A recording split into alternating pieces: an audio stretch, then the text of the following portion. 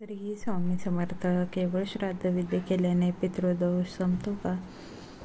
पितरांना मोक्ष मिळावा आणि आपल्याला त्यांनी आशीर्वाद द्यावा म्हणून श्राद्धविधी केले जातात. श्राद्धविधी केल्याने पितृदोष संपतो का? शास्त्र काय सांगते जाणून घेऊयात या व्हिडिओच्या माध्यमातून. श्राद्ध पक्षाचा हा शेवटचा आठवडा. एव्हाना कोणी तिथीनुसार तर कोणी सोयीनुसार श्राद्धविधी पार पाडले असतील. ज्यांना पितरांची स्थिती आठवत नसेल अशा लोकांनी सर्व पितरे अमावास्येला श्राद्धविधी करावयाचे योजलेही असेल. मात्र श्राद्धविधी केले म्हणजे आपली जबाबदारी संपते का? जे हयात नाही त्यांच्याबद्दल ऋणनिर्देश झाले, पण जे हयात आहेत त्यांचे काय? पितृदोष असलाच तर तो किती पिढ्यांना त्रासदायक ठरतो. गरुड पुराणात याचे उत्तर सापडते. श्राद्धविधी हा पितरांचा अर्थात दिवंगत व्यक्तींचा, त्यांच्या कुळात जन्माला आलेली त्यांची संपत्ती, घराण्याची परंपरा, त्यांची ओळख आपल्याला वारसा हक्काने मिळते. त्यांच्याप्रती ऋण व्यक्त करण्यासाठी, त्यांची आठवण ठेवण्यासाठी आणि त्यांच्याप्रती कृतज्ञता व्यक्त करण्यासाठी आपल्याला धर्मशास्त्राने पितृपंधरवडा आयोजित केला आहे. ज्यांना आपल्या पितरांची पुण्यतिथी लक्षात राहत नाही यांच्यासाठी हा पंधरवडा राखीव ठेवला आहे. या 15 दिवसात पितरांच्या तिथीनुसार किंवा आपल्या सोयीनुसार त्यांना श्राद्धविधी करण्याची मुभा आपल्याला धर्मशास्त्राने दिली आहे. मात्र याचा अर्थ कर्मकांड, श्राद्धाचा स्वयंपाक, नैवेद्य अर्पण केला म्हणजे आपली जबाबदारी संपते का? तर नाही.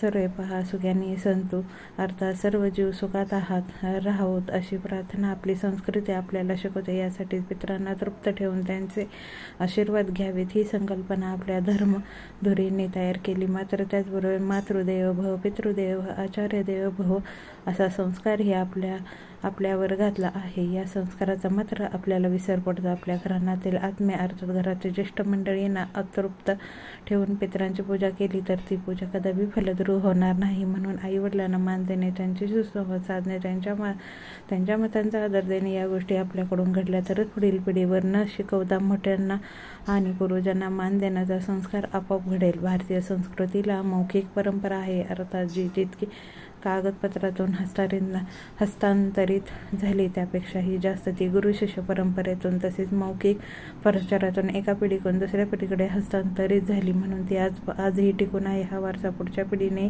सुरू ठेवा असे वाटत असेल तर त्यांच्यासमोर सत्कर्माचा आदर्श आपल्या आचरणातून घालून द्यावा लागेल. तेव्हाच पुढची पिढी आपले अनुकरण करेल आणि संस्कृतीचा मूळ हेतू सफल होईल. श्री स्वामी समर्थ.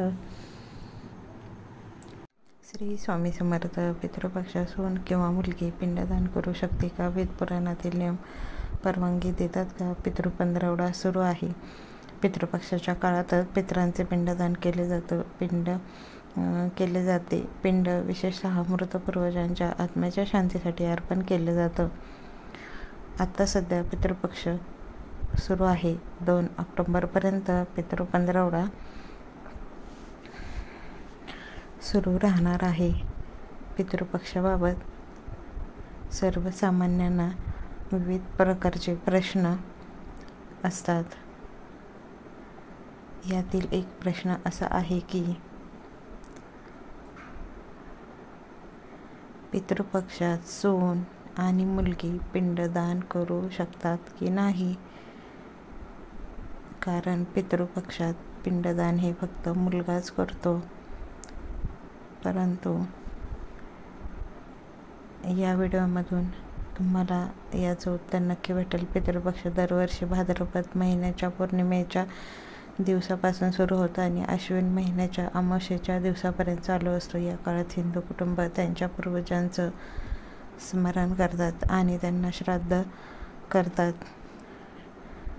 ज्यांनी आपल्या कुटुंबातील सदस्य गमावला त्यांच्यासाठी हा काळ विशेषतः महत्त्वाचा आहे. पितृपक्षात आत्म्याचं पिंडदान त्यांना मोक्षाच्या दिशेने घेऊन जातं. पिंडदान हे सहसा पुत्राद्वारे म्हणजे मुलाने केलं जातं अशी मान्यता आहे. या मान्यतेनुसार केवळ मुलगाच त्यांच्या वडिलांच्या आणि पूर्वजांच्या आत्म्यांना शांती प्रदान करू शकतो. पण अनेक जणांच्या मनात प्रश्न येतो की मुलगी किंवा सून पिंडदान करू शकते का? विद्वानांच्या म्हणण्यानुसार सून आणि मुलगी देखील पिंडदान करू शकतात.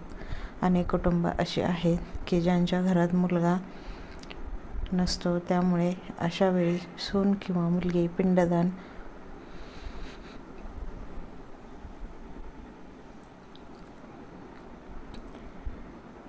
करण्याची परंपरा अनेक कुटुंबात पाहायला मिळते. मुलगा नसेल तर त्या घरातील सून किंवा त्यांची मुलगी पूर्वजांप्रती श्रद्धा व्यक्त करू शकतात.